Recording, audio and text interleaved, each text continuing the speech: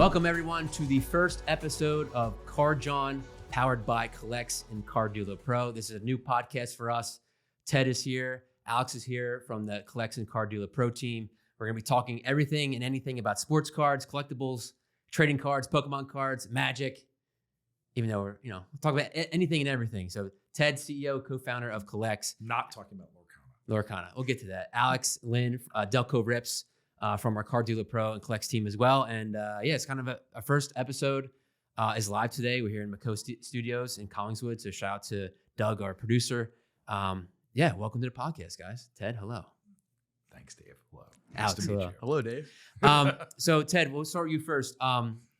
Collects has been up and running now for more than a year. What has been the last year for you been like? I mean, startups are like a roller coaster, right? So a lot of ups and downs, but I think still more ups than downs.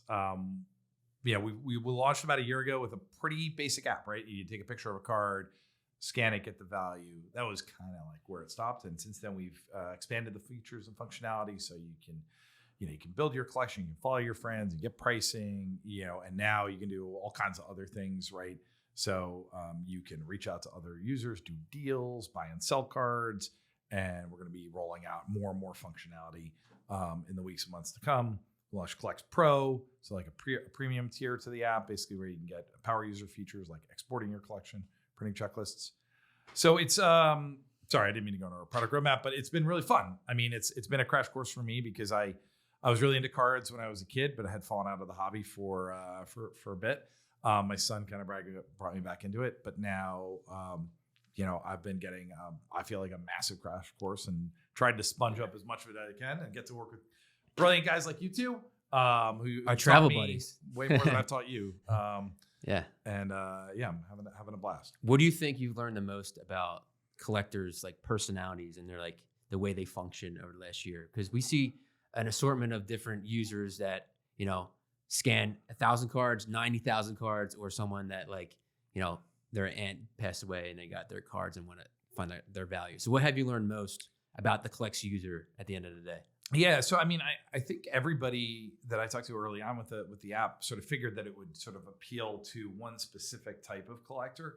And I think what we've very quickly learned is that there's a whole wide range of kind of collecting personas. I was joking that I classify you as like an oddball collector, but Alex is more. I hope I don't mean this in any disrespect, but like more of like a flipper, right? Yeah. And also you like PC if you like athletes, right? Yeah, a lot of hometown stuff for me. Sixers, Maxey and Allen Iverson, yeah. So and I think there's also set collectors, right? Like, so we work with a guy named Fred who's like a big, T206 set collector, and I feel like I find that appealing. And yet I'm also an oddball collector. Mm-hmm. So I think we've seen there's like a bunch of different collecting personas. And when people get into the app, I think part of the fun of it all, of the hobby, is discovering what kind of collector you are. And then figuring out like what kind of goals are going to really satisfy that internal drive. Mm-hmm. That I don't know, black hole pit that we all have in us as collectors that we're trying to fill. It's interesting because I think for some people, I think it's a little more of like an OCD thing, like building a set. It actually like kind of satisfies that and scratches that itch. But for somebody who's just like, maybe got a little bit more of the entrepreneurial mindset, maybe like the flipping kind of gives you a different kind of like endorphin rush. Mm-hmm. So I think that's fun. But generally speaking, like there is no one type of collector. We have so many users on Collects, like we've grown to over 800,000 users in like a little over a year. And I think what you see is that there's a wide variety of ages and a wide variety of collector types. The big challenge for us is trying to figure out how do we help you as a collector level up in the hobby by figuring out what you're going to be most interested in and what's going to give you that, pleasure in collecting. So during the growth of Collects to the hobby, we also acquired Card Dealer Pro, which Alex works heavily. You do too. We all work under the same umbrella. But Alex, if you can just paint a picture for listeners, people watching YouTube, like what is Card Dealer Pro and like why why I call it the best kept secret in hobby. I'm being a homer for saying that because I work for the company, but it really is. So Alex, what is CDP that people don't know? Yeah, Card Dealer Pro is a software primarily for collectors and dealers that addresses one main challenge that they have, and it's that it takes a really long time to identify your sports cards and list them for sale in marketplaces, specifically eBay. So Card Dealer Pro really addresses that head on with basically allowing you to go from maybe 30 cards an hour to the eBay using the eBay mobile app to being able to upload and list for sale up to 500 cards in an hour. So that's the main problem it's solving. And in the future, we want to be kind of that operating system for card shops and dealers and give them a place to go and manage their inventory so that they can find it and they can sell more of it. So that's really what Card Dealer Pro does. And I've worked at the company since January. Like you said, I think it is one of the best kept secrets in the hobby. We've, doubled our user base since Jan 1. And I think we're going to continue to grow at a rate like that because not enough people know about this, but they all have this problem. So I'm really excited about the future for Card Dealer Pro, and I'm excited that this podcast is going to, get the word out to more vendors and collectors. Well, the point of this podcast is to go back and forth, talk about an assortment of topics, but you mentioned something. I'm curious, Ted, your thoughts on this. I don't know if we did any research on it, but what's the percentage of people that actually list their cards to eBay on a phone versus desktop? Because I'm curious what you guys think that is. Because me personally, I would use a desktop because I want to make it more formal. I don't know the factual, but I can tell you anecdotally, it's a huge majority are listing on their phone, right? So to take the time to go to the desktop, that's small percentage, maybe 5% of users. 95% of card collectors and dealers are listing with their phone. And that's what really takes an incredibly long amount of time. And that's the use case that Card Dealer Pro is helping to expedite. So we've partnered with Fujitsu. So they make scanners that allow you to photograph your cards at incredibly quicker than an iPhone. And, you've seen that in a lot of our videos. And then pairing that with our software allows you to, list your cards 5 times quicker to eBay, which solves a huge problem. Yeah, Ted, what's it been like for you to see the growth of CDP as well? It's been eye-opening. We knew that there was a need for card dealers to be able to inventory their cards, because in order for you to eventually list them for sale or put them on the Collect app or anything like that, inventorying them is a huge challenge. I think we very quickly realized card stores and dealers, professional sellers, the Collect app is great, they can use it to price some cards, but it wasn't going to be a way that you could really run your business for a professional seller. So when we acquired Card Dealer Pro, it had just a couple customers, and we've grown it to now about 1,000. So it's grown quite quickly. And the really cool thing is the dealers and the stores that we work with list a lot of cards. The average dealer store is listing tens of thousands of cards at any given time, and they sell for a higher average price point than your typical collector.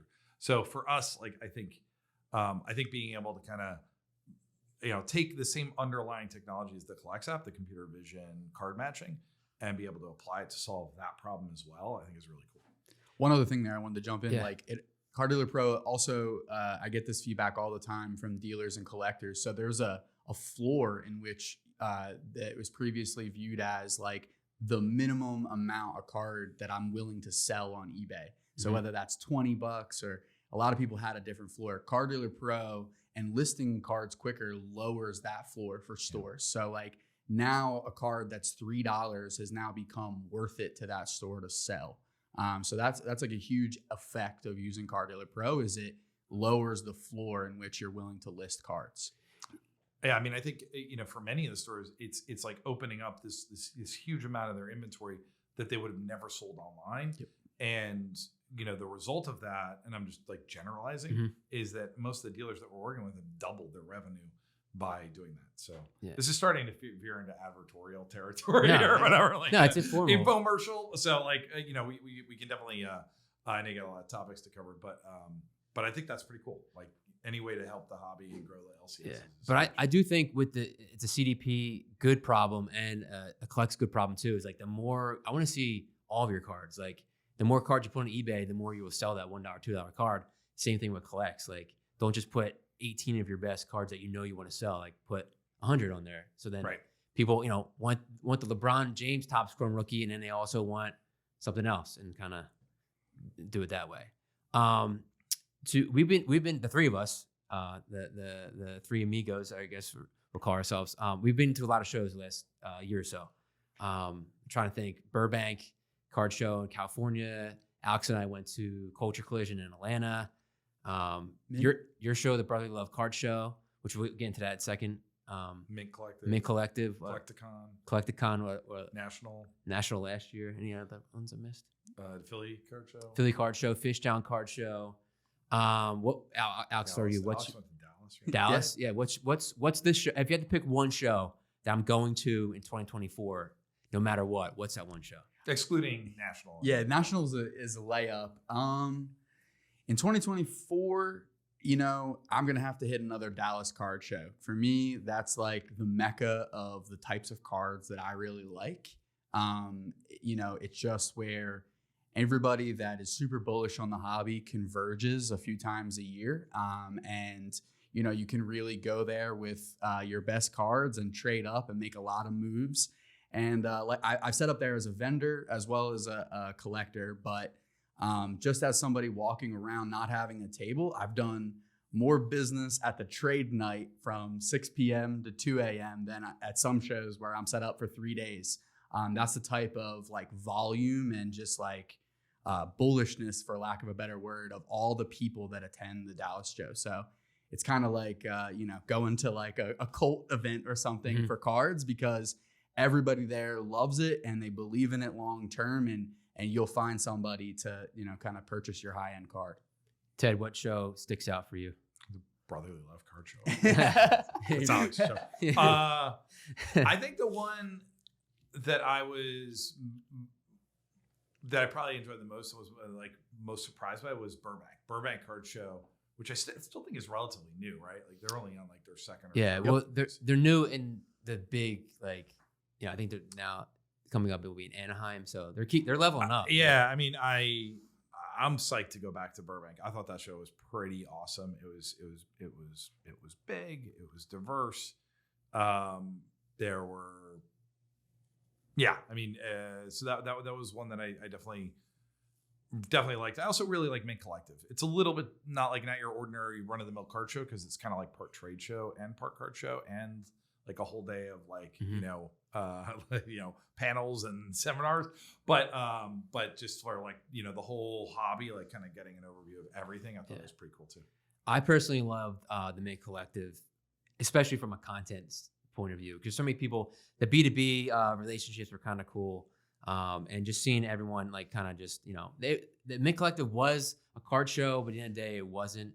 So I'm sure you guys got the vibe for Dave, one thing I wanted to mention was like, remember how I think this is my coolest thing about traveling for card shows, is how the inventory is different in the geographic location. So when you're at a card show in New York or even in the Philadelphia area, it because you see the mounds and mounds of vintage baseball, because in the 50s there was 5 major league teams in this area, right? And when you go out, when we were at Burbank, I noticed way more wrestling, non-sports, pop culture type of influences kind of impacting the showcases. Yeah. And Dave, I know you would like had more success kind of with your wrestling cards out at Burbank. Yeah. So, I mean, finding dealers that buy and sell wrestling cards is extremely difficult in 2023 at card shows. I don't know why, but when I find someone, I'm like, Joe, Sarah, Pete, you're my person. And I'm at that table for an hour or two and going back if we're there for the weekend. Because what was the best show for wrestling cards? Probably Burbank. Which way? I got a question for Alex.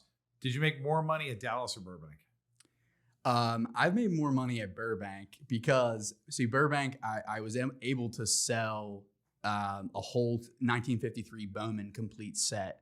So that was kind of like a one-off big deal. But the transaction volume at Dallas was higher. So also different times of the market, if your inventory matches with super hot, like if you have nothing but football cards and it's August 15th, like that's going to go really well for you. But if you're strictly a basketball collector and it's August 15th, like it might be slow show. So, it's all about kind of matching to the right moment in time, and that usually affects sales. But transaction volume, Dallas, but in terms of revenue, that Burbank show was huge because of that one sale. Prime example too, what you mentioned about like in the moment, I sold 3 Topps Chrome LeBron rookie cards, PSA 9, 7, 8, and a 7. The day or the weekend or day leading up to LeBron breaking the all-time record in points. Now with LeBron doing well, now not to date the episode, but LeBron's in the playoffs currently. He's doing well. Mm-hmm. Do you have any regrets on that move? No, not at all. Because I now took that money to buy more things and to level up buying that. So Nice. prime example, like I used that profit to buy the 1982 Wrestling All-Star set from a Collects user. And then I sent 2 of those cards to get signed by Hulk Hogan and Ric Flair, which will add value to the items that I bought it for to begin with. So yeah, we always talk about it. I'm sorry that I'm a dum-dum here. You can mail the card to Of course. Hulk Hogan to get him signed? So I sent the 1982 Wrestling Did not know All-Star you could do card that. to Hogan's Beach Shop. I've seen his autos go from anywhere from $100, like hundreds of dollars, depending on the item. And which I don't know if you guys Is know that this common? too. Is this common that you can Totally. mail a card Yeah. to an athlete to get it signed? I'm like, see, I'm learning every day. Like, It it's just- just like I guess I'm showing what an novice I am, but like I did not know that you could do that. But It's I think- not that commonly done though. So Dave is kind of I thought you only get all Yeah. Dave's like, putting in some shows or at the serious effort to ballpark. do Yeah, this. and I honestly, so I bought a lot of Hogan items or sent a lot of items in to get signed by Hogan. And I think the fourth time I sent something in was the card, an 82 Wrestling All-Star card. And I showed you guys the card. Like it's the best auto I've seen on that card. And I think the guy, and Ron, if you're watching this, who runs Hogan Beach Shop, I think he took care of me because like I did business with them for the last If 2 any, years. Card Jawn I could be wrong. fans out there are wondering like, why did the Collects app put in like wrestling ahead of like racing or any other category? Dave. You got Dave on the team. Yeah, F1's coming, Star Wars, everything else is coming. But yeah. So speaking of like cards, like who are we collecting these days, Alex? I know you PC don't PC Maxi a little bit. Yeah. So I mean, Who are you chasing right now? chasing, like, to me, I want to stack some cards for the Nationals. So I'm looking for that quarterback that hasn't really played yet, that has the full perception and his whole life ahead of him, because that's what everybody wants to buy at the Nationals. So I'm stacking Jordan Love PSA 10s, Aaron Rodgers rookie cards like that. For my personal collection, I'm always looking for Allen Iverson Topps Chrome refractors. I think cards are all about collecting who was your hero when you were like 8 years old. And when I was 8 years old, Allen Iverson was not just my hero, but all my friends' heroes and the city's hero. And I can't let that memory go. So I'm going to keep doing that. And so I'm always looking for that. And then in terms of like short-term plays, I'm really after that quarterback that just, that has a perception change on the way. Like that's the mentality I like to look for, and just building those for the Nationals so that, at the trade nights, whenever we're not doing Card Dealer Pro demos, I have a full kind of, Zion case ready to go to move into some things that I like long-term.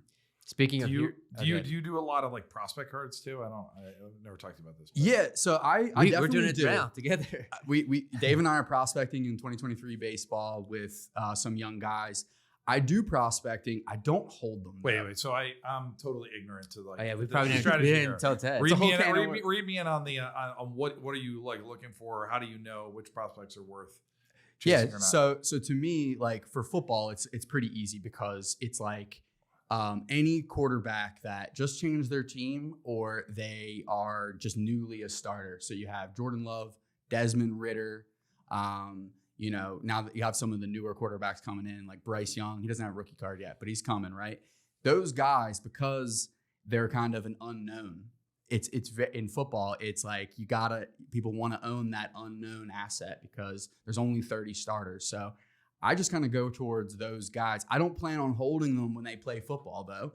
I just plan on moving off of them as I get closer to the season. So one way in cards to really never lose is just to play the seasons. You buy in the off season and sell when it's a little bit closer, but before they actually play. So Right, because I was gonna say, I mean, the minute they hit the field and they end up being a dud, like it could be Brock Purdy. that could totally be bad. But there'll be a Packers fan as they go that is willing to take that risk. So to me, it's just playing the seasons and just kind of like taking the profit to move into things that I believe in long-term, like Allen Iverson refractor. So, I kind of like to stay active in the hobby, and things that I buy are either through like that, like I consider myself like a swing trader, the middle tier, not super short term. I don't want to move my Jordan Love this week. I want to move it in 3 to 5 months. Yeah.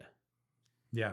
And speaking of heroes, you mentioned Allen Iverson was yours. Ted, your hero was Greg Jeffries. No, Greg Jeffries is not my hero. I really thought Greg Jeffries was going to hit it big, and so I thought you really liked him.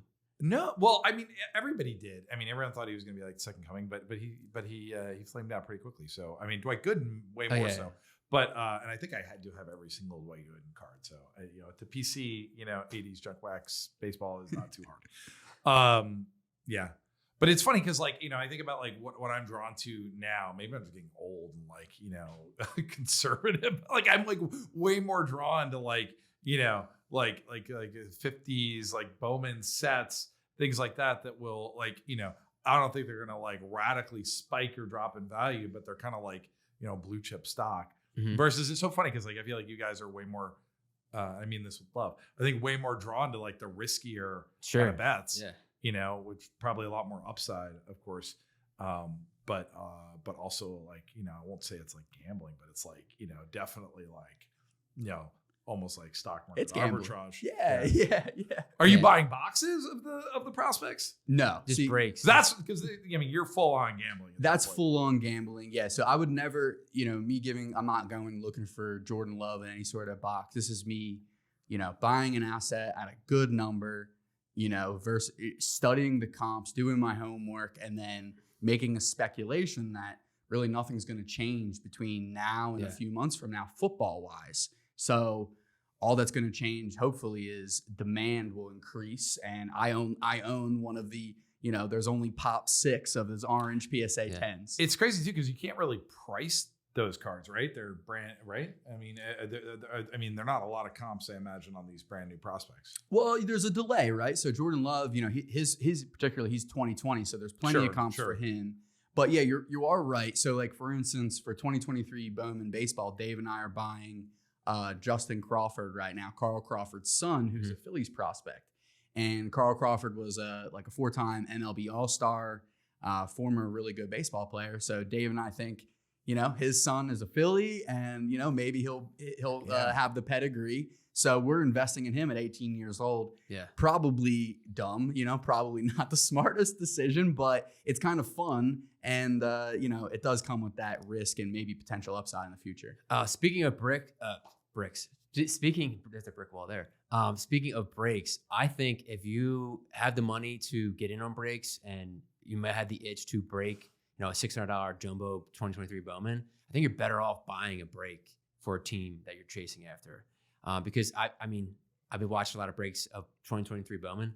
There's a lot of people that thinking, $700 to get the Drew Jones Diamondback spot, and like that just adds up. And so if you just want to collect one player, like, go for the break. And that's what I would do. What do you guys think? Would you rather buy a box that had that selfish rip and like you're ripping it yourself, or like, hey, I want X player? I'll confess, I have never done a break. I need to. We do stuff with Charlie. Pokemon breaks, but not like buying into like buying a team at like $1,000 for like we haven't either. It's all gambling from my perspective. Like, totally, like, if you're in a break, I think the healthiest thing to do is have it in the place in your brain that is in the fun land and not in the investment land.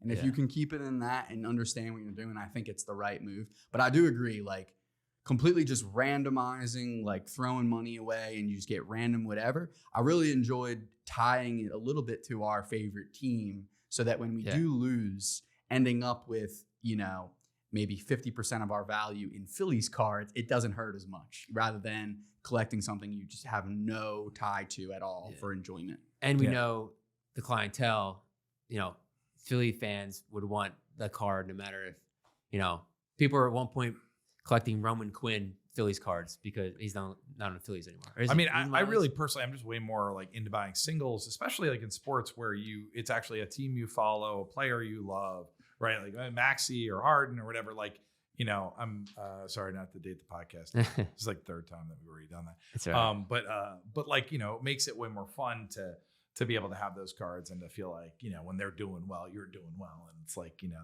that's, you know, it's fun. It's like a whole other aspect to why cards are so great.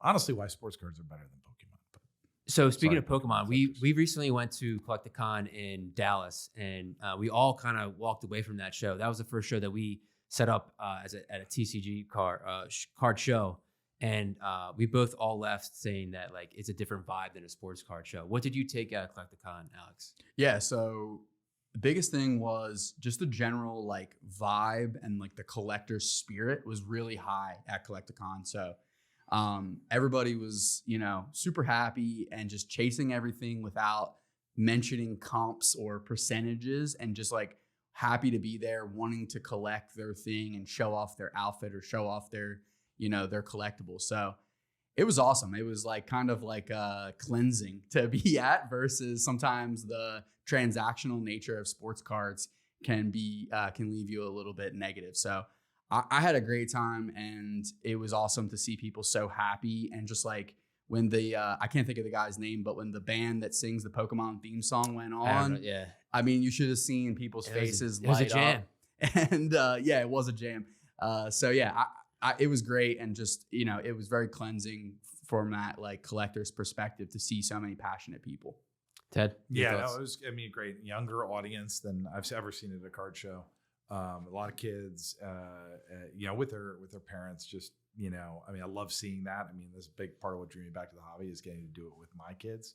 Felt a little guilty that I didn't get to bring my son to Collecticon because he would have really liked to. He would have, yeah.